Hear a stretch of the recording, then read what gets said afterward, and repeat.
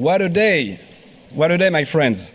Dear Member of Parliament, dear Rahul Gandhi, Madame la Ministre, chère Brune Poisson, Monsieur le Ministre, cher Hubert Védrine, Monsieur le Ministre, cher Brice Lalonde, Your Excellencies, dear Ambassadors, dear Dean of PSIA, cher Arantxa, dear Professor Christophe Jaffrelot, dear guests, dear professors, dear students. Mr. Gandhi, this is a special day for us. This is a special day in your university. Welcome to Sciences Po and thank you so much for your presence in Paris, on our campus. You're just arriving from Brussels. I think that tomorrow you will be in Rotterdam, and we are very, very happy to have you with us today at Sciences Po. It's a great honor for me to welcome you to our university for this unique opportunity for a dialogue with our students and faculty. There is no need to say what an important Indian leader, and I must say a worldwide leader you are, and what role you have played for almost 20 years in the public arena. You currently serve as a member of the Indian Parliament from Kerala, and you used to serve as the president of the Congress Party, today's main opposition party to the party in power. You are one of the most important voices in today's India, and you have emerged as a strong voice on the wider international scope. And I have to say, I must admit that I'm also very impressed by your 25 million followers on X, formerly Twitter. Thank you for coming to Sciences Po at this very specific moment of time. We are very much aware of everything you went through in the last month. You are also visiting us on the eve of the G20 summit hosted in Delhi, while BRICS have just extended their network to 6 new countries.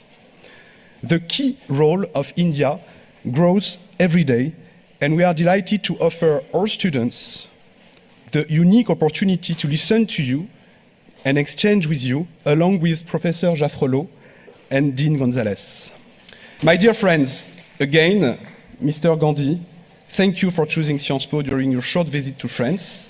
We all look forward to this 90 minutes with you. Thank you very much. Tani Ya Vad. Thank you.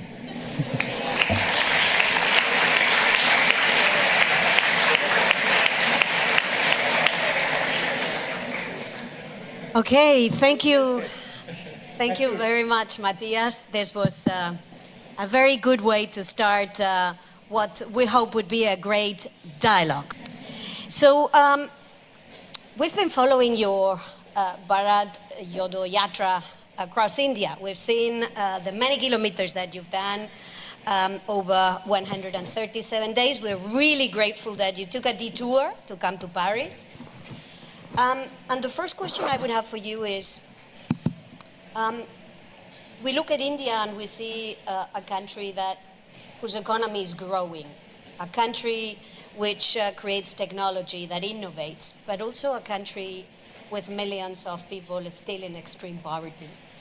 So what is it that needs to be done to make sure that all these citizens are not left behind, that they also enjoy the benefits of this global progress? I mean, that's a very complicated question. First of all, thank you for having me here. It's an honor to be here. I'd rather be sitting there, frankly, but I don't have that choice anymore. Thank you for your time. India in our constitution is defined as India, that is Bharat, a union of states. So these states, they have got together and formed India or Bharat. And the most important thing is that the voice of all the people who are included in these states is heard loud and clear, and no voice is crushed, intimidated, because I believe that India has an inherent wisdom, that it has a very long history, a long tradition. And my experience has been that regardless of whether people are poor or rich, they have a sense of what India should be doing and where it should be going. So to me, the first step is protecting that voice and making sure that the institutions, the structures that protect that voice are working and are defended. That's where the whole thing begins. And I state that because when we use words like democracy, what we're actually talking about is the voice of people. And listening effectively to that voice, allowing that voice expression is central to any success. And we've experienced that pretty much everything that we've achieved so far, whether it is our economic growth, our ability to manage our differences, the bedrock of it is this idea that we protect the voice of all our people. And our leader, Mahatma Gandhi, said it best when he said that the most important voice is the one that's last in the line. It's the most difficult voice to protect. And a nation that is doing that will succeed. Wow. I was quite impressed by that answer and the link that you make to democracy.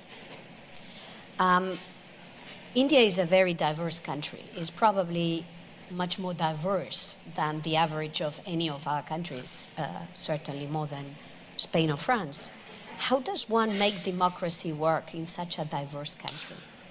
I mean, I think when people come from outside India and they have a vision of India, and in their mind they compare India to Spain or France or Germany, a much better comparison is the European Union, right? So India is much closer. Imagine a European Union that was an economic union and a political union that had a central parliament. That's India, right? So the deeper you take representation, the more you extend representation, the more you decentralize power, the easier that conversation becomes. Top-down structuring almost always doesn't work out. I'll give you an example. One of the most successful programs that we had in our last government was called the Mahatma Gandhi Manrega. It's a guaranteed work program, right? And that program started off in one district. It was tested, it was successful, and then it was scaled up from that one district to the whole of India. So that to me is the correct way to think about it. Don't think about it as top down, think about it as voice and bottom up. And it's amazing to me how quickly information flows in India. I mean, literally something happens in Karnataka, in Kerala, thousands of kilometers away, and the system knows. Immediately we're like, they'll tell you, oh, look, that has happened over there. So it's a very vibrant, dynamic system. But it needs to be thought of bottom up, and it needs to be thought of through a lens of empowerment of large masses of people. So, Christophe, you've been certainly observing India very closely. What would you say is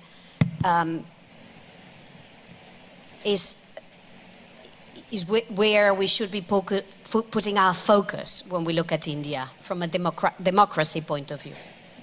Well, that is something we can look at in connection to the previous question, diversity and democracy. We tend to consider that democracy has a problem with diversity. Far from that. In fact, democracy is at a crossroad in India today, I would say for two reasons. One, institutions are not what they used to be. There is a kind of deinstitutionalization of the country. And the moment you return to the arrangement that is there enshrined in the constitution, you make democracy work, even in a better manner because federalism flourishes. So democracy is supported by diversity if you respect the federal arrangement that is there in the constitution. Plus, of course, democracy is not only based on elections. The populists would like us to believe that when you vote, you're in democracy. Well, it works only if you have the rule of law, because elections are not an even playing field the moment you don't have the rule of law. Money power, muscle power makes such a big difference. So that's another way to respond to this question. Make the institutions sufficiently strong again for making elections an even playing field. And make the constitution also at work in terms of federalism. Interestingly, we have, and that's why I say democracy is at a crossroad in India, we have a coalition in the making on the opposition side that gathers together many parties, 20 plus. And that can be seen as a weakness. How can a government be stable when you have so many parties in the coalition? Well, if you remember the number of parties which were there supporting Manmohan Singh governments between 2004 and 2014, 15 and more than 15, you realize that there is absolutely no contradiction, on the contrary, between democracy and coalition governments. Manmohan Singh governments had a record growth rate, right to information, right to education, right to food, NRHGA, plus federalism at its best, and stability for 10 years, the same prime minister. So there are responses to the challenges. There are challenges, but there are responses to these challenges, and they are there. They are in the Constitution of India in the first place. Thank you. Let's look at one area where citizens are really asking for action. If we are talking about democracy, citizens are asking for action on climate change. This is now an existential threat. And it's not just climate change, it's degradation of our environment, water, pollution, which enormously affects one part of the Indian population, precisely those that are probably disproportionately on the poor side, which is farmers. So tell us, what's your vision for accelerating the fight against climate change in India? Well, you know, India has a lot of poor people. And so having the type of conversation you have here about climate change is much more difficult. It's when people's basic needs have been met and you start speaking to them about climate change, they can say yes. But when basic needs have not been met, when people are hungry, when people are struggling, then that conversation is much more difficult to hold. So that's one problem that comes.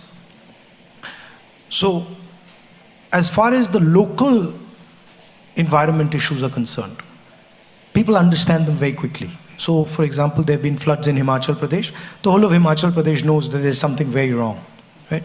And those are relatively easier to deal with, right? Because there is a political will, there is a political expression that comes. Whereas the larger, sort of bigger questions, they don't enter the discussion, the political discussion so easily. From an Indian perspective and a global perspective, it's pretty clear that we are entering a number of transitions, right? So the one big transition is the energy transition, moving from hydrocarbons to greener energy. The other big transition is the transition in mobility, so moving from internal combustion engine to circular motion, motors, batteries. And on that, I think there is consensus that India needs to aggressively move towards greener energy systems and needs to have a clear strategy on how to make this transition. And that discussion is ongoing in India, and it's broadly heading in the correct direction. I'm going to open the floor to you in a moment, so start getting ready. There are mics on both sides of the aisle, so you have to queue, as is the tradition, and you will put the question forward. But before we do that, and while the students break the ice, there is at the moment a big international gathering taking place in India. It's called the G20. So on which side is India in international relations? At the end of the day, this is also a place where we study international affairs, right? So on whose side is India? You know, there was a leader in India once, and they were asked, on whose side are you? Do you lean left or do you lean right? And she said, no, we stand straight in the middle. So I don't, when you're dealing with a country the size of India, we have to have relationships with multiple different countries. And I think it's a simplification to say, whose side are you on? The blunt answer to that is we are on our own side. And as a nation, we act in our interest. And we do whatever suits us with regards to our interest. I don't think it's so black and white. Are you on this person's side or are you on that person's side? For a large country like ours, it becomes very difficult to come up with an answer for that.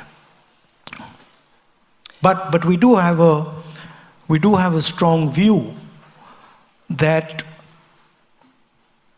voice and democracy are important. And you, Professor, spoke about democracy, and I stress the word voice, because it goes to his point. You can have a democracy without giving people voice. You can construct structures that actually don't end up giving people voice. So when we think about democracy, it's very important to remember that the entire structure of democracy is designed to guarantee voice. So that's something that in India we're very particular about. Frankly, because as a union, we would not survive without it. If we simply would not be able to manage the complexity, the diversity of our country without giving free expression to the voice of our people. It would be impossible to do, right? So we're committed to it, but we also need it. Well, very important question indeed. And there is a consensus clearly in India. The legacy of non-alignment finds expression today in new words such as plurilateralism. And indeed, every political force is in favor of a multipolar world, a world in which India could relate to different power centers. So the EU is a pole, Russia is a pole, the US. The question I have more and more at the back of my mind is this tenable in a world that is more and more bipolar? And the way BRICS have been expanded recently, an initiative taken by China, shows that there is an attempt at building a camp that would be large enough for competing with the existing multilateral system the UN has created. And I wonder whether India will not have to take side at one point, primarily because of China. Because China is posing a threat to India in the Himalayas, posing a threat to India in its neighborhood, Sri Lanka, Nepal. China is the #1 trade partner of India with a huge deficit. The dependency of India vis-à-vis China is absolutely amazing. So can India remain, I would say, equidistant in a world that becomes more bipolar at a time when China is not coming to the G20, which is a way to tell the world, this is not my system anymore. And India is inviting everybody minus China. So that's only for the next meeting, probably. But you know, I mean, I'm sure many of my friends from India will understand this. This notion of, you know, clear-cut black and white, this is not an Indian notion. Indian people, their basic architecture is designed to deal with much more complexity and much more nuance. So I don't necessarily buy the, you know, you're either on this side or you're on this side. But I can see clearly that there is a problem, right? And that problem requires a solution. It's a global problem. And more than a global problem, it's a problem for India, it's a problem for Europe, and it's a problem for the United States. And frankly, it's a problem for all of you in this room, because you're going to have to deal with the problem. And the problem is that we have a planet today where the bulk of production, the bulk of manufacturing, the bulk of value addition is being done in China. And I'm not going to comment on whether that's a good thing or a bad thing. The Chinese have successfully competed against us and achieved it, right? There is a problem with, in my view, there is a problem with the way they do it. They produce, they're very good at producing, they produce the phone in my pocket, they produce the camera, but they do it in non-democratic, coercive conditions.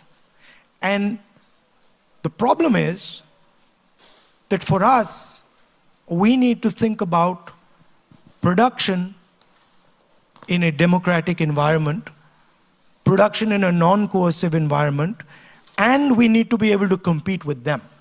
Meaning, they don't need to give their population political freedom. They can just give them economic freedom and then become the center of production globally. We have to produce and compete with them, and we have to give our people political freedom and economic freedom. So that is really the challenge. I don't see it as, you know, a confrontation with China. China has placed on the table a way of working, a way of production.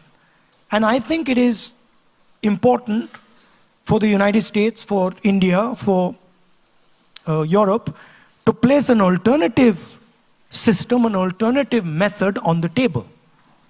And I think we owe it to, certainly we owe it to our population, and I think the French and the Europeans owe it to their population, because we are not going to be able to, manage our countries. We're not going to be able to give students like you jobs without doing that. So to me, it's an opportunity to say, can we produce in democratic structures, within democratic frameworks?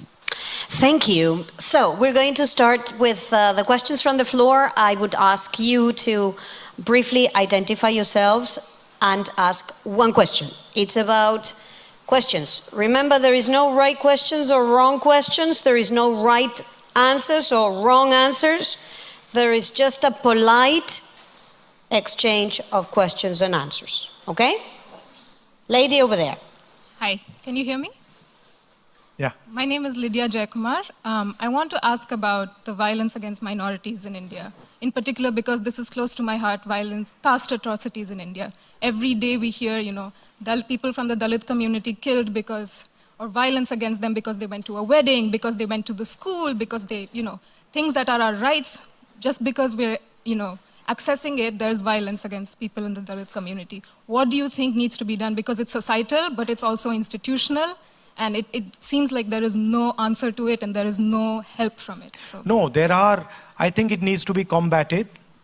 I think it requires a political imagination, and I think it is very important that it is done. What the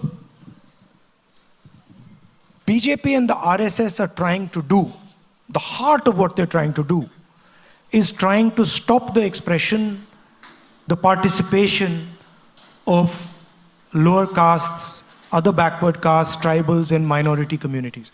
And for me, in India, where a Dalit person or a Muslim person, tribal person, upper caste person, anybody is being mistreated, is being attacked, is not the India I want. So I think it's very important that this question is taken head on, but I don't think that the type of political imagination that is required is currently there. It ebbs and flows. So you have these movements, you have this expression, and then they ebb away. And I think we're at one of those points where they've sort of ebbed away, and we need to reconstruct the political imagination that will, solve the problem you're talking about. For me, this is the central problem in India. This is bigger than any other problem. Thank you. Gentleman over there. Hi, thank you for the conversation. My name is Tanishq Saha, and I guess I had a question related to a term you used earlier on in the speech, Bharat. And there is a lot of discussion going around social media right now with a potential renaming, rebranding, whatever you might call it. But does this kind of change of a more popular name? We all know India has been named Bharat since its inception, but is there a point or some value to be derived in changing this name in the international perspective, in the weight we can bring to discussions, to be on our own side as you speak? Well, the Constitution actually uses both names, right? So the line in the Constitution is the line I started with. India, that is Bharat, is a union of states. So I don't really see a problem there. Both words are perfectly acceptable. But I think maybe we irritated the government a little bit because we named our coalition India, so that got them all heated up. And now they've decided to change the name of the country. I mean, you know how these things are. I mean, we could always give our coalition a second name as well. So, I don't think it'll solve the purpose. But people act in strange ways. What do you think about it? I personally believe it might not be the best thing to focus on right now, especially given that the country is at the lens, it's at the focus of this big summit that's taking place. World leaders are there to discuss so many different issues. I found that it could have been something that could be tabled for a later moment if it was necessary, and focus about issues inside and other issues. You're right, but there is something deeper that is going on, which is that people who want to change the name of anything are basically trying to deny history, right? The fact of the matter is, whether we like it or we don't like it, we have a history. We were ruled by the British, we fought the British, we defeated the British, right? I'm sure the English don't like it, but English is spoken by more Indians than English people. It's our language, more than theirs. Right? Yes. And we speak it in our own way. We twist it and we turn it maybe in ways they don't like. So the English that is spoken in India is actually a different expression, right, that is spoken in England. Embedded in that English is a huge history, a lot of pain, a lot of happiness, imagination, struggle. Those things are embedded. And the people who want to change the name want to erase that. They don't want that the history of our country is known to our future generation. It disturbs them. Right? I believe that we should accept our history. If we were ruled by the British for 100, 200 years, okay, we dealt with it, and let's move on. So it's a deeper question. Thank you. We're going to go up there. Hello, my name is Lydia Bilali. I am a student here at Sciences Po. And for the past 3 months, I've been interning as a research intern at the German Institute for Global and Area Studies on a project that focuses on the weaponization of anti-fake news laws in South and Southeast Asia. And I've been researching a lot of dozens and dozens of cases of journalists in India that have been targeted and silenced and punished by using the Indian Penal Code. So with this consideration, my question is double. So firstly, how can we continue justifying and saying that India is the largest and biggest democracy in the world? And two, what is the opposition doing to help these civil society members? Thank you. I mean, I walked across the country 4,000 kilometers to raise some of these issues. What you're saying is absolutely correct.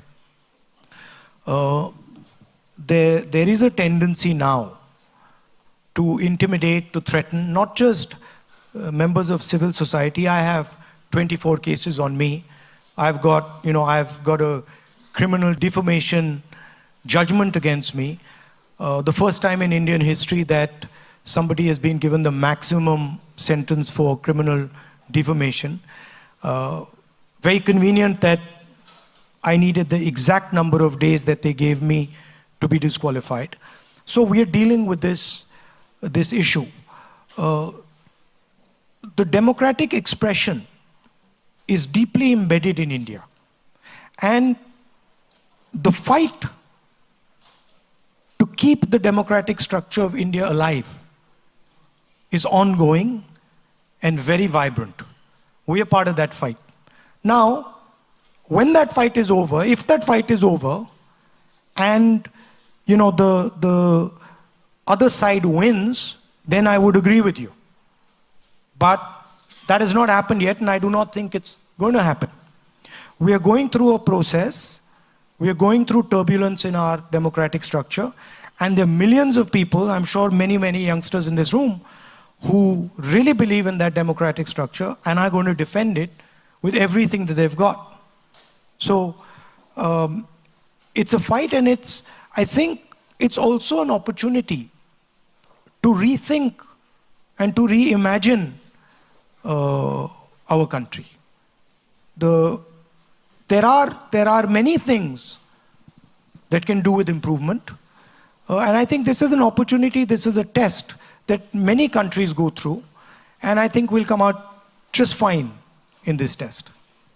Thank you. We're going to go to the lady over here. Hi, my name is Anna. I'm a student at Sciences Po. You spoke about the floods in Himachal. I'm so glad you brought that up, because while climate change had played a big role in the floods, one of the key factors was also the dams and the hydropower projects that have been building in Himachal. So my question to you is, what do you plan on doing about these mindless constructions that are across the country? It's not just the case in Himachal. You see this pattern everywhere where climate change and this kind of development they're going hand in hand and causing havoc, and Indians are losing lives to this. Yeah. No, and Himachal, of course, there's a huge amount of roads that were built without proper planning, in a hurry, a huge amount of corruption that's involved there. So these things combine to give you the type of result that you got in Himachal. But it's a balance, and you have to operate in a sensitive way. If you involve people at the lower levels of the democracy, if you involve people at the ward level, at the panchayat level, they are able to give you much better feedback on how some of these problems should be solved. So it is a huge part of the problem is actually centralization of power. And the person taking the decision actually doesn't know the ground reality of what is going on.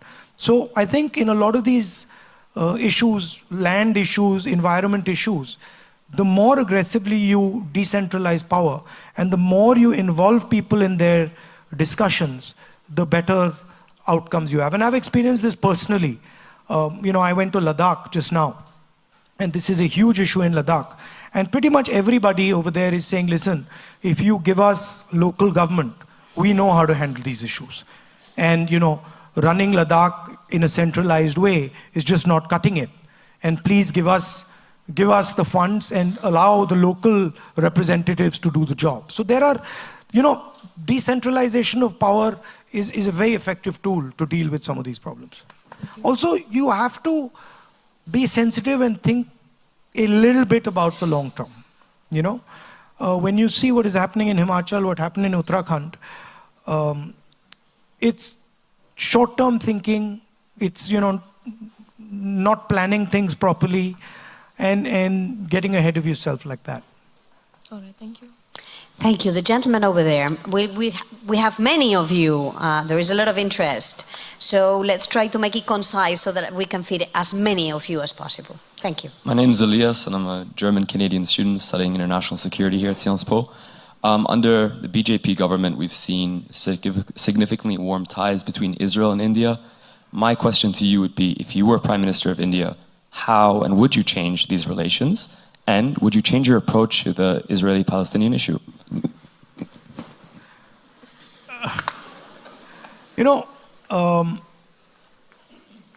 I'm quite sensitive to the plight of the Palestinian people. And I think that the way the Palestinian people are being treated is not correct, is unfair, is not correct. In fact, I was reading an article just the other day where an ex-chief of Mossad has commented on this, And I think it's counterproductive for Israel to treat the Palestinians the way they're doing. However, we do have a relationship with them where they supply us with weapons, and we have sort of an important relationship with them. So you can't just wish that away and say, we're going to now change that completely. But I certainly would, tell them to think about what they're doing and the consequences of what they're doing to the Palestinian people and also to themselves. Because it is my experience that these imbalances come to bite you back later. And it is always better to resolve these issues upfront, amicably, with sensitivity. Thank you. Gentleman up. Hi there, yes. So I am a master in social policy here at Sciences Po. While it might not quite look it, I'm actually also part Indian. And over this past few years, it's been particularly scary to see many of my friends and family members back in India become radicalized by Hindu nationalist rhetoric. My question to you is, if your coalition gets elected, where exactly do you see yourself placing the role of Hinduism in a post-BJP India? And how concretely do you propose dismantling or perhaps even transforming the legacy of a religious zeitgeist which has captured the hearts and minds of so many Indians today? Look, I've read the Gita, I've read a number of the Upanishads, I've read many Hindu books. There's nothing Hindu about what the BJP does. There's absolutely nothing Hindu about what they do. Right? I have not read anywhere, in no Hindu book, from no learned Hindu person, have I ever heard that you should terrorize, harm people who are weaker than you. I've never read this. So this idea, this word, Hindu nationalists, this is a wrong word. They're not Hindu nationalists. They are nothing to do with Hinduism. They are out to get power at any cost, and they will do anything to get power, and they will do anything to ensure that the Indian caste structure, the social structure of my country is not threatened. They want dominance of a few people, and that is what they're about. There is nothing Hindu about them. Thank you. Very clear. Gentlemen. Hi, thank you for being here. My name is Zaid Wahidi. I'm a lawyer based in Paris. My question is about the opposition's narrative for the next election. And I saw that Ms. Sonia Gandhi wrote a letter identifying 9 points to the Prime Minister. Is that the opposition's pitch? Because as a minority, of course, it's important for me to have the Pyar ki dukaan in a Nafrat ka bazaar. But is there another issue, or are there certain issues that you have identified that will perhaps build more consensus with even the majority community and get you where you are, where you want to be in 2024?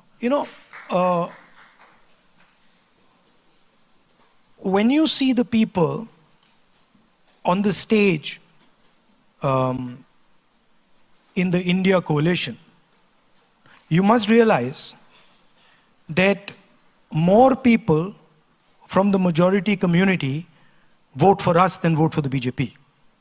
60% of India votes for us. 40% of India votes for them. Right? So this idea that the majority community is voting for the BJP, this is a wrong idea.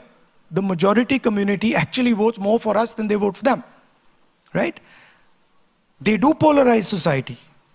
They divide society. They spread hatred in society. And that is their mechanism. They also happen to have very good relationships with the most powerful, richest crony capitalists in the land, who finance them, support them, help them do what they do. And so this is the architecture that stands behind the BJP. The idea that Mr. Narendra Modi is orchestrating this thing is a gross simplification. Mr. Narendra Modi is an instrument of the architecture. And I'm pretty confident that the RSS can get rid of Narendra Modi in 5 minutes if they want to, right? It is a structure that is doing this. And that structure is now a threat to Indian democracy. So we are committed to fighting that structure. What are the broader elements? The first thing is the gross inequality that is taking place in India, right? Few business people who are billionaires. The third richest person on the planet was Indian, and 90% of India going back into poverty, right? So that's the first thing. The second thing is we have to solve what I was talking about earlier. We keep talking about economic growth. You read the newspapers about economic growth, right? Have you ever read in the newspaper next to the economic growth question the employment question?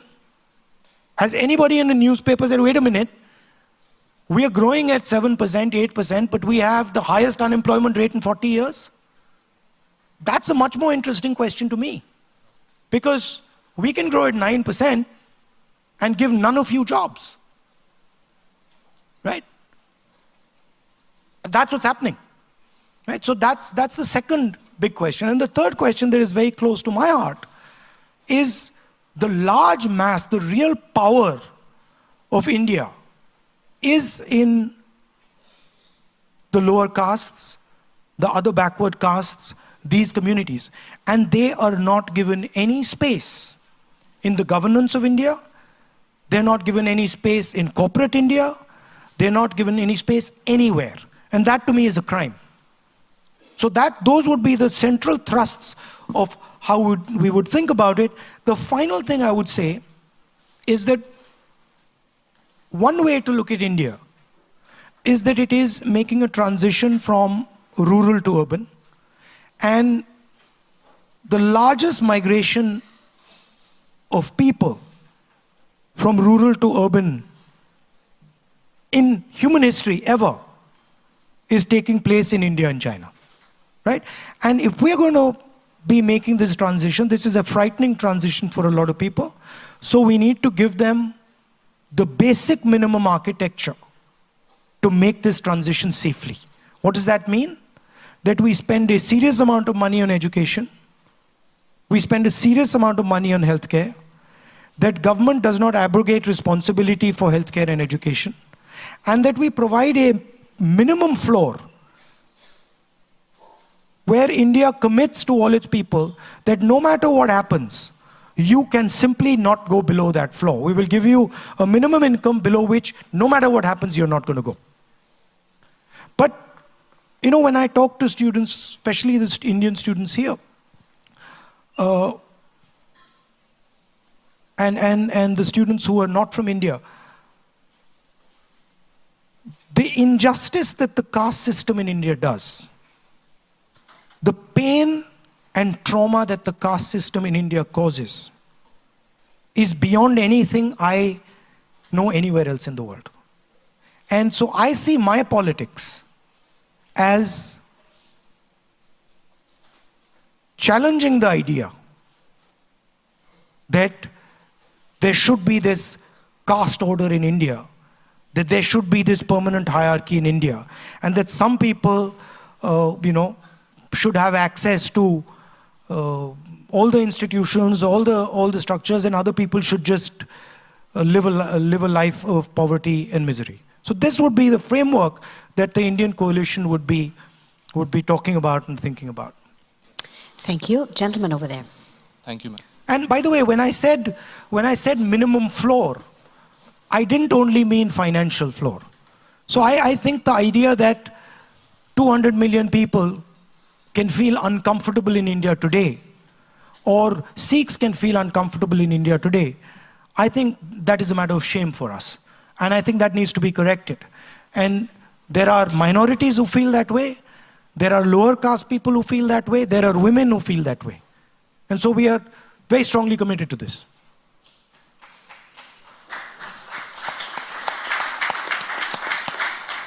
Thank you, ma'am. Good evening, sir. Sorry. I was looking at him. So first off, I would like to really congratulate you on this Europe Jodo Yatra. And then my my question for you is actually also related to the India Alliance, but it's a more psephological question. So like, I come from Maharashtra, and before this this day, this tour in Europe, you were also in Mumbai, you're also in my city. And there you had a very important meeting, the India Alliance meeting, where you basically, put forward your values and the values that you're planning for 2024. So my question is, even if the India Alliance defeats the BJP and by extension the NDA in 2024, what next?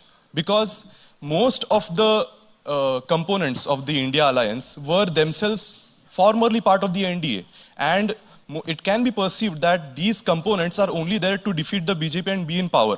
So once they do come to power, will this Pyar Ki Dukaan, will this this entire this narrative still remain, or will it just be a relapse to the mid-90s period when we did not have kind of stability? And just another follow-up. There's just one question, remember? Yes. Because there is a long queue. Let's leave it there. All right.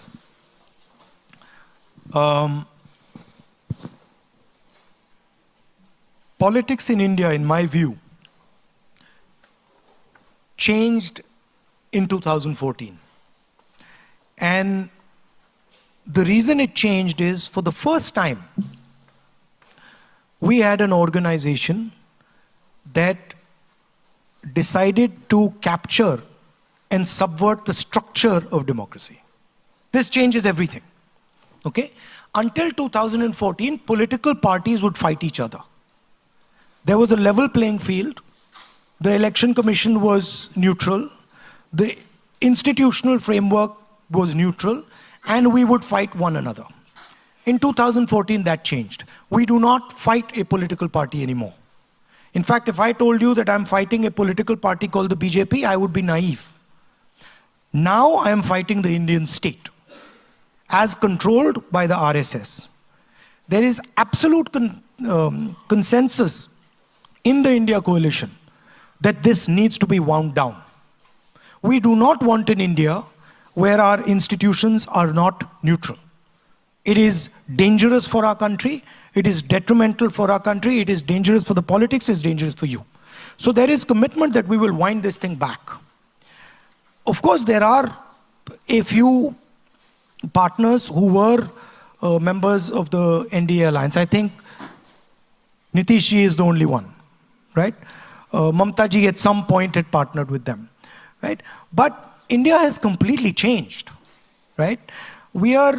It is one thing to partner with a political party led by Mr. Vajpayee. It is another thing to partner with what is running India today. Thank you. We go up to the gentleman. Hello. Good evening, Mr. Rahul Gandhi. So firstly, I have one suggestion and one question. Remember that there is a long queue waiting. I'll be very quick, yeah. Good. I'll be very quick. So when people are trying to talk to you, when people are trying to reach out to the Congress party, I feel that Congress is not as receptive as it could be.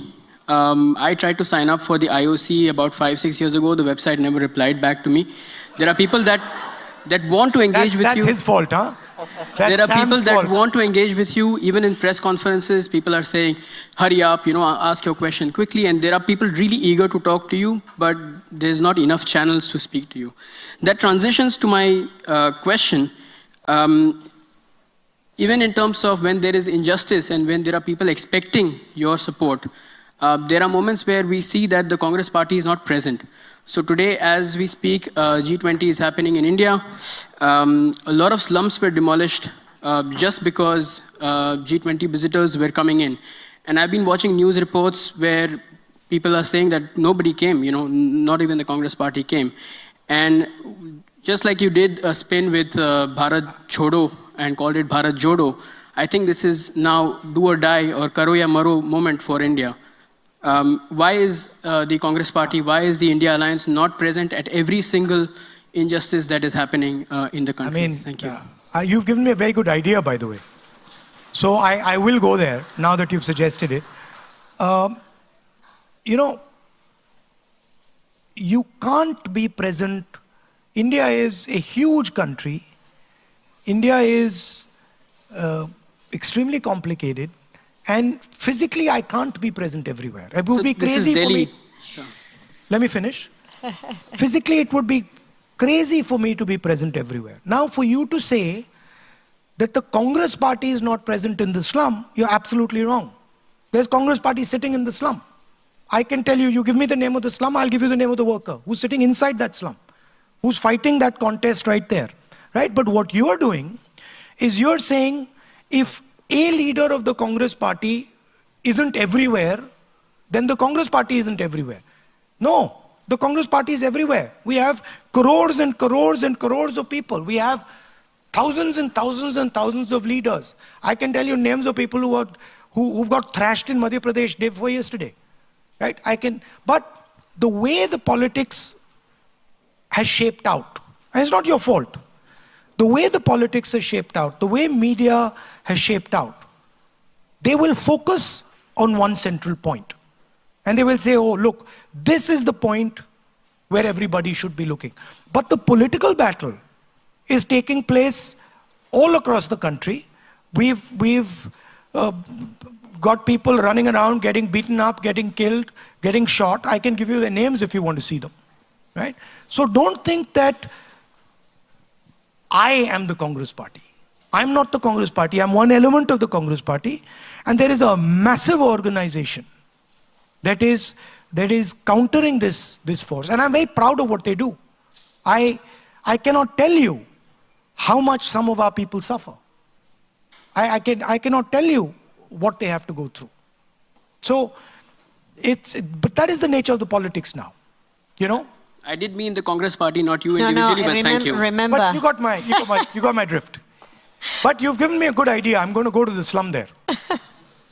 All right, gentleman over here will be followed by the lady over there. Hi, my name is Mangesh Krishna. And by the way, if you want to work with us, please, we could use someone like you, so please have a chat with him. We'll arrange it right now. Sam, your website. We are chaotic though. How do you know which one he's addressing? Okay.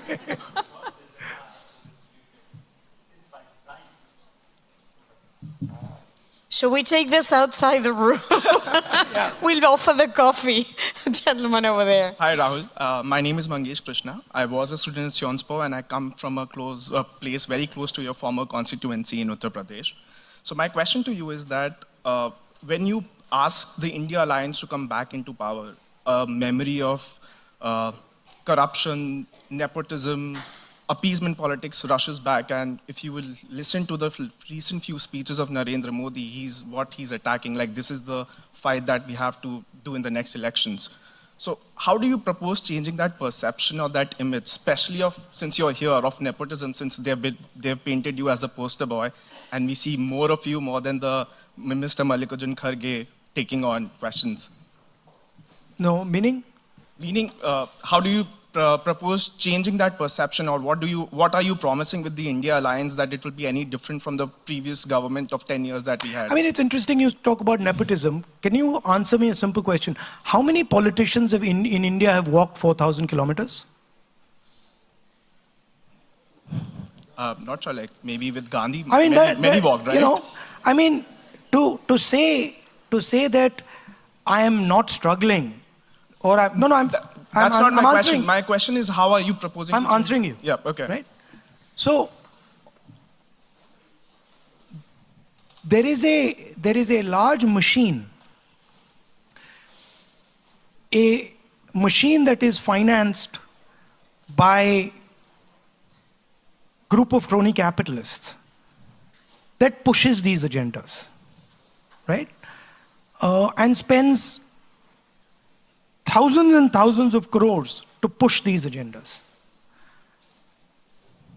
I've experienced it personally, right? There are a couple thousand BJP guys whose USP is to sit there and twist everything I say. It's a machine, okay?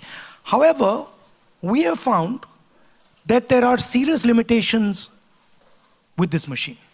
I've found that when I walked from Kanyakumari to Kashmir, the machine couldn't do anything. They kept trying, they put in their entire effort, nothing happened. Why? Because we were having a direct connection with people, right? Also, please realize that the perception that you get from the media is not the perception that a farmer in India gets. Is not the perception that a laborer sitting in a village gets. Is not the perception that a small businessman whose entire life has been blasted out because of GST and demonetization gets. He has intelligence, and he starts to ask himself questions like, why am I not able to make any money? Why is it that my business has collapsed? Why am I being forced to do this GST in this particular way so that it helps that big businessman? These are questions that are being raised. And these are questions that are changing the narrative, right? And it's very obvious to us. So it is a battle of ideas. Don't underestimate our strength. Don't underestimate the strength of the Congress party and the strength of the opposition to create a narrative. Do you feel that there is a narrative against the Prime Minister? You don't think so? Well, I certainly think so. I certainly think so. I can see it in India. I saw it. Are you telling me that there was no narrative against the Prime Minister with the farmers sitting outside Punjab? I mean, come on. Try sending the Prime Minister to those farmers and see what happens. Right? So there is a battle taking place, and we are very confident in that battle. And let's even look at what happened in the Karnataka elections. What happened to the narrative in the Karnataka elections? How come the BJP was not able to win the Karnataka elections? We changed the narrative. We made it, we constructed a narrative that destroyed the BJP's narrative. We'll do it again in Telangana. We'll do it in Madhya Pradesh. We'll do it in Rajasthan. We'll do it in Chhattisgarh. Within 3 months, you'll see it. Sure, best of luck. Thank you. Over there. Hello, thank you for this insightful talk. My name is Antonia Pup. I'm a first-year master's student at PSIA, and I come from Romania. And my question is regarding India's stance on the war in Ukraine. There are a lot of people on the war in Ukraine.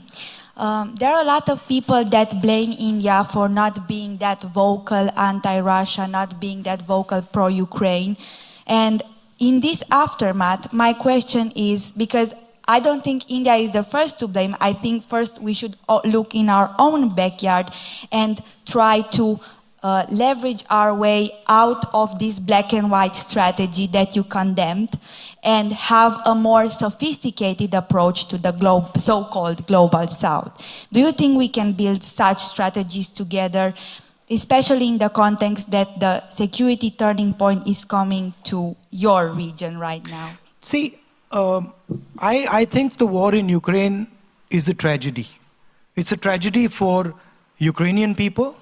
It's a tragedy for Russian people. And I think the sooner that tragedy is stopped, the better it is for everybody. India has relationships with the United States. It has relationship with Russia. It has relationships with Europe.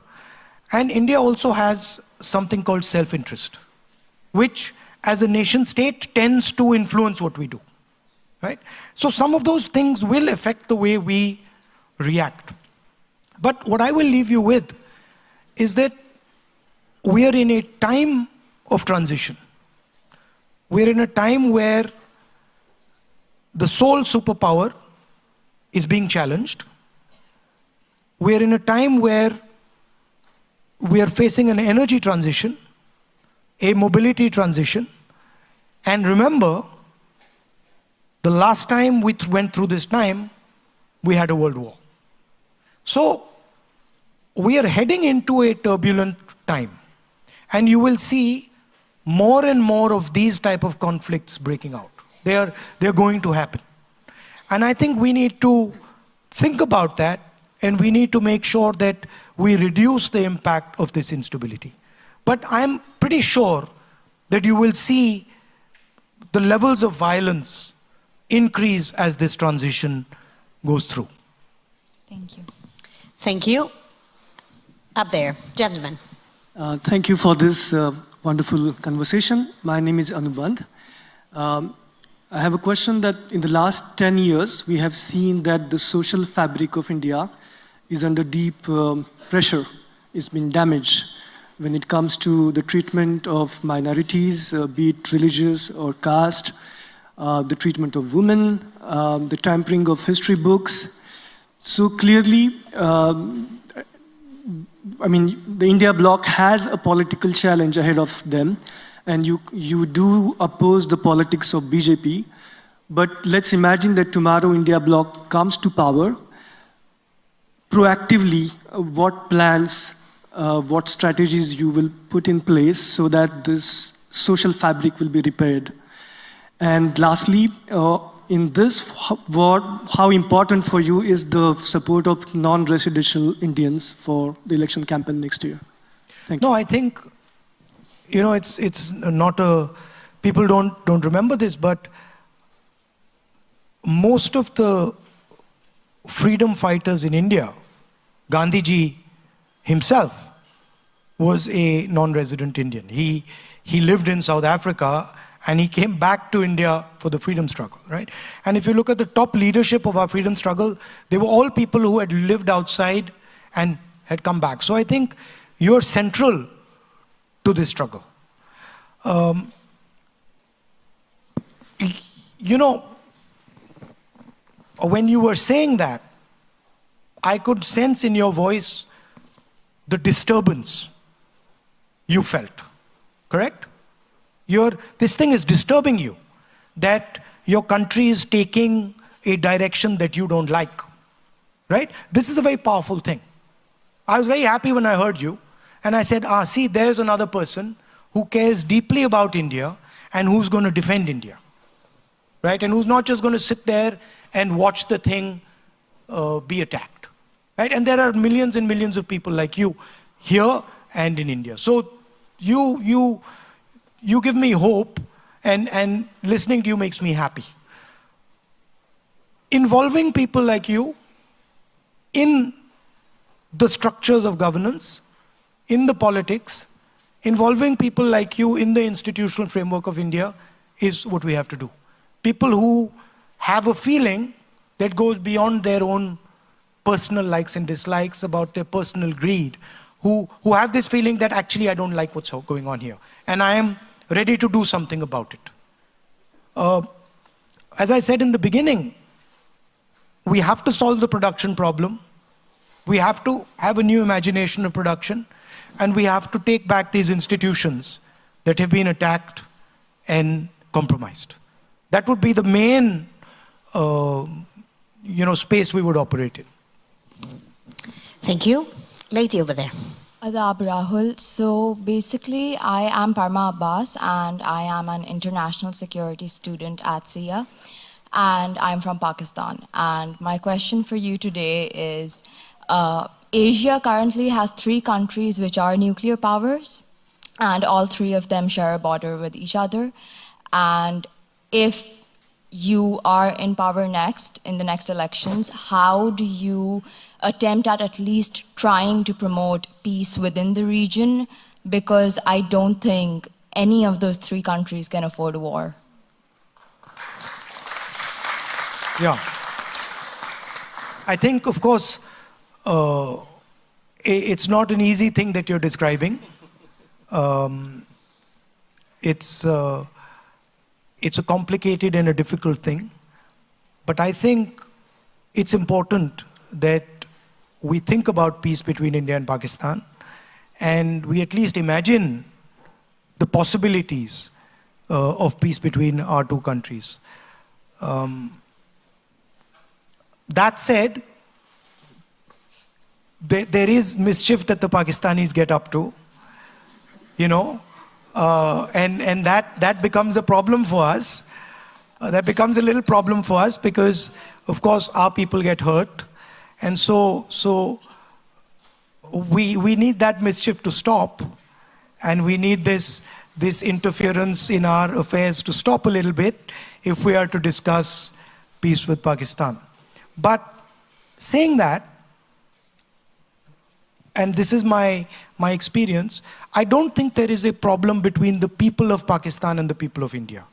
And if you come to Europe, you go to the United States, I'm sure over here, the people of India and the people of Pakistan get along just fine. They understand each other. And I remember when I went to watch the cricket match once in Karachi, I thought I'd landed in an Indian town. I was like, this is exactly what home looks like. So there are a lot of similarities, and I think it is the governments and that aspect that causes the problem.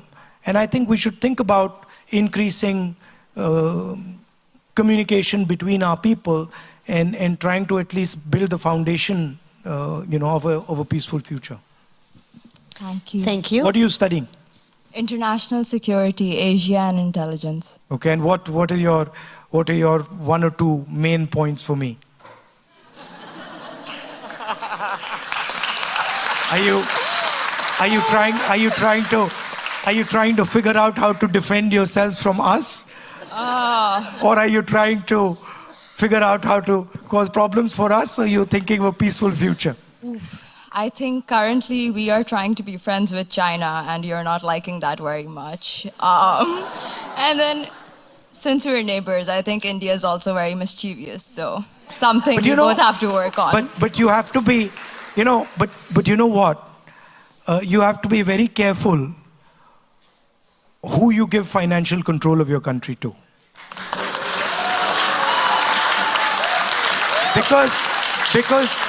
Because you can, and I know you understand what I'm saying, because you can suddenly find yourself in a place where you didn't want to be.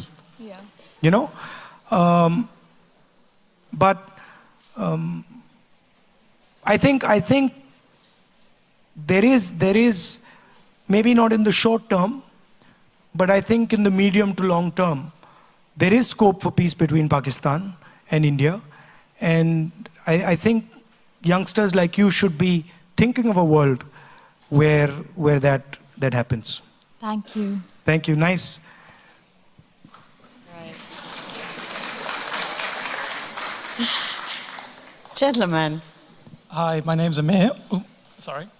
My name's Amir. I'm a student in international security. And I was actually about to ask a very similar question because my dad's from Pakistan, my mum's from India. No, so you're also from Pakistan? Yeah, both. Okay, so we got to line up now. No problem. I'm okay with it. So I was going to actually ask exactly the same question about nuclear relations between the two countries, but I'm still going to ask you a question more specifically about Kashmir and what a roadmap to peace between the two countries relating to that specific area would be. Sorry, I can't hear what you're saying. Can you? Yes, sorry. Oh, there we go.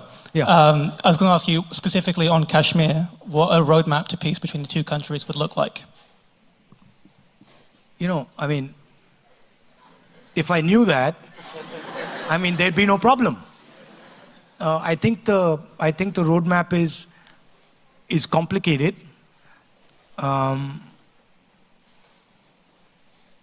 With regards to Kashmir, of course, in the Congress party we had, you know, when 370 happened, we had a discussion, and our view is in our working committee resolution. We are arguing that Jammu Kashmir should be given their state back, the statehood back. But you know, the question of peace between India and Pakistan, that's a complicated and difficult question. I think what I was saying earlier about, you know, the China and the United States and the changing dynamics on the globe, I think we have to be very, very careful and very, very, very thoughtful about how we are acting. Thank you. Up there. Hi Rahul, my name is Chandrachud. I'm a big fan of your YouTube videos. If you want to try local food in Paris like you do in Delhi, we are happy to take you out. Yeah? Coming to my question, I'm from... Are you serious about that? For sure, yeah. You want to do that? Of course, yeah. Okay, we can do that. Coming to my question, I'm from Bangalore. So where are you going to take me to have local food then? The Kartiya Lata. Huh? Where is he going to take me? So, where is this place? We are in the Kartiya Lata. It's the student area of Paris. There No, but where are you going to take me for dinner? I'll pick a place in the Kartiya Lata. I'm not sure yet which one. Okay, let us know and we'll do it. Great. So my question, I'm from Bangalore. I studied here at Sionspor between 2012 and 2014. Then I did another master's in computer science, and now I work in AI. For many reasons, for example, creating my own startup, it would be convenient to take up the French citizenship. But as I want to continue voting in India and also maybe set up something over there, I've chosen to keep my Indian passport. Would you support dual nationalities for all Indians abroad? I mean, these are complex questions where you can't give these things don't work that, you know, you support it so it happens. These things are much more complex discussions and they have implications. We can certainly think about it and have a internal discussion in our party about it, a serious discussion about it, but it's not something that I have really thought about in detail. Okay, thank you. Would you like dual citizenship? Yeah, that would be great. Yeah? Most of you would like it, right? So but why? But is that a sort of a hedge? Is it a hedge? No. It's a little bit of a hedge? No, you want to have the best of both worlds. Why not? Yeah. Okay, we're running very, very short of time, so we're going to take 2 additional questions. It's already an extra. I would like you guys to be short, the lady and then the gentleman. The lady, please. Good evening, Mr. Gandhi. My name is Prati Bhatt, and I'm a master's student from Social Policy and Social Innovation. As you already have answered partly my questions, I would try to keep it short. The place in Delhi which is being, where people are being mobilized in lieu of G20 is Badarpur, where you plan to go. The slum? G20. Yeah, okay. Where they've been, the slum. Yeah. You plan to go there, so I'm just like letting you know the name of the place. They'll be very annoyed with you, by the way. It's okay. It's okay. In all honesty and humility, I wish to ask you if there is a defined secularism or a future of defined secularism in the country. If the party comes to power in the next elections, how do you specifically counter the hate and the chest thumping that has happened in the past few years regarding religion and education? And you can choose to answer whichever. You know,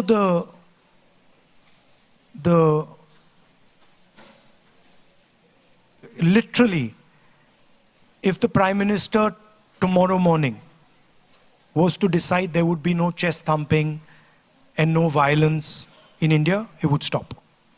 It is the direction that the leadership of the country gives, the imagination that the leadership of a country gives, that shapes people.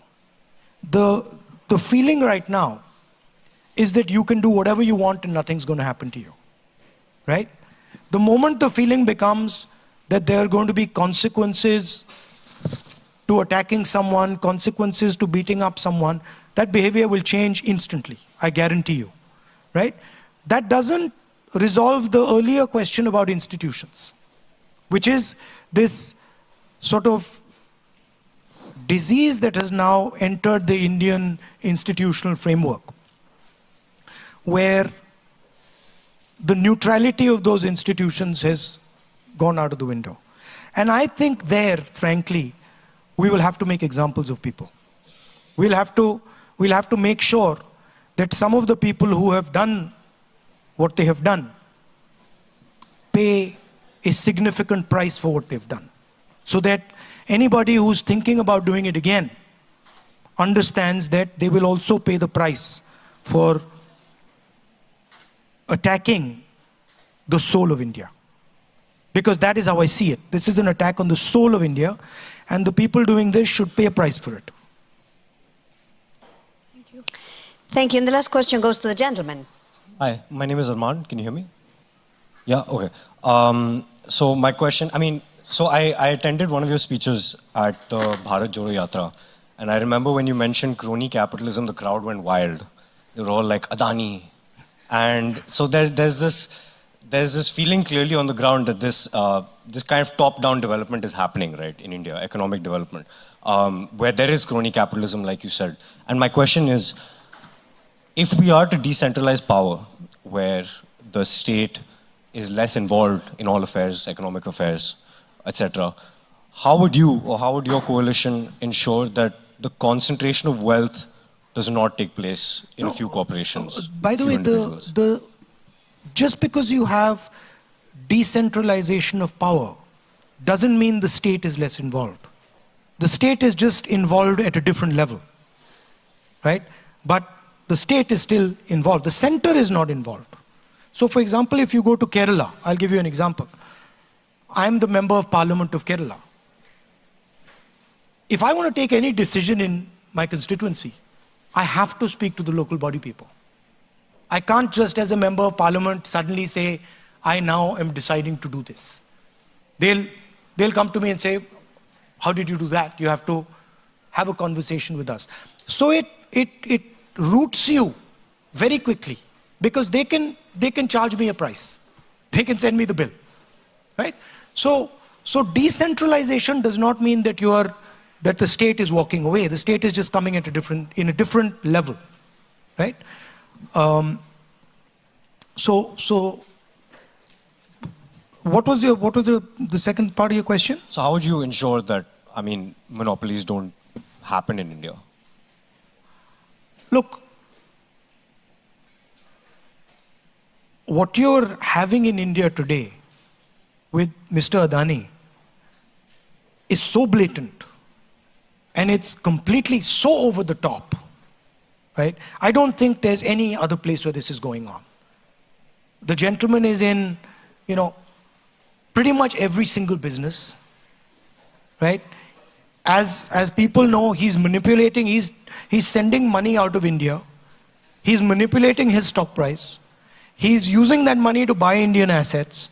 It's a big circle, And part of the reason the Prime Minister suddenly got so excited about this Bharat issue is because of the Adani story. Everybody knows it, we know it, that there are very close linkages between the Prime Minister and Mr. Adani. The documentation is available, right? And he's not going to get away with it. Eventually, he's going to be held accountable for it. So it is so over the top that it's completely ridiculous. However, you can have policy structures that seriously affect how you distribute income. I'll give you an example. The GST, right, is a tax on small and medium businesses. Small and medium business has to hire an accountant, has to go through a whole process, which costs him relatively much more than it costs Mr. Adani, right? Demonetization is an assault on small businesses. Demonetization wasn't about black money. It was about breaking the back of small and medium businesses in India to pave the way for an Adani. So how you define policy and how you think about policy, where you put money, fundamentally determines how you distribute it, right? So those things are not difficult to do. Manrega, do you think Manrega distributes wealth? Hugely. Right to food distributes wealth. Supporting small and medium businesses distributes wealth. Developing skills distributes wealth. Destroying small and medium businesses concentrates wealth. GST applied the way it is concentrates wealth. What you did during COVID concentrates wealth. Giving a free pass to every large business guy and forgiving their loans and not forgiving the loans of farmers concentrates wealth. So what you do is very clear. It's not complicated. And we have a history of doing it. Can I have the last So question, as we're coming to an end, I question? wanted to see if you had a recommendation or a parting message for these students. At the end of the day, you're the chairman. This is quite an unfair process here because I've been asked, I don't know how many questions, and I'm not allowed to ask even one question. But that's the nature of the game. So I would quite like to know from the students here. I mean, I didn't study in Paris. I studied in the US and in England. What is it like to study here?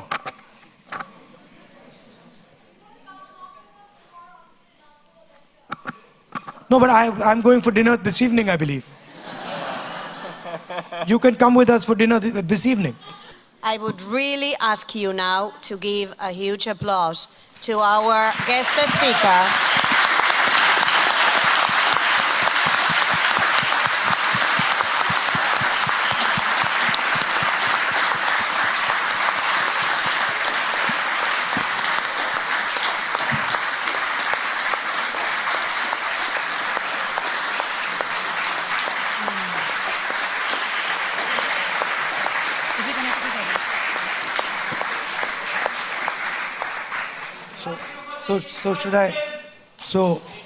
So should I conclude?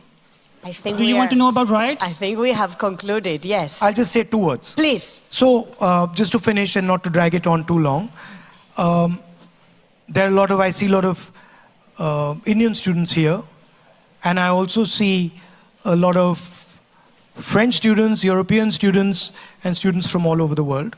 I think it's very important that we build a bridge between India and your countries.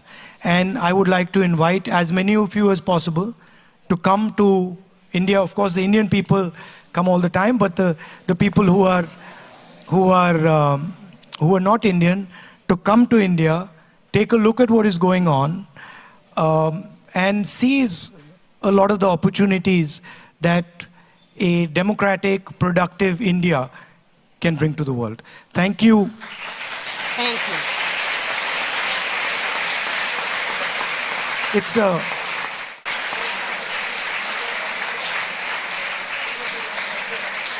It's a chaotic and fun place.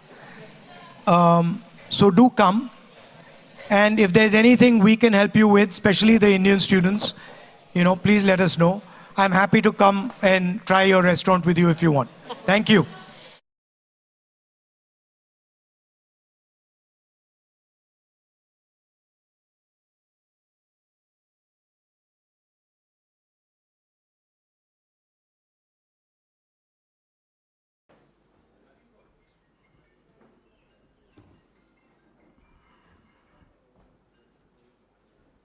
Ready? नमस्कार साथियों,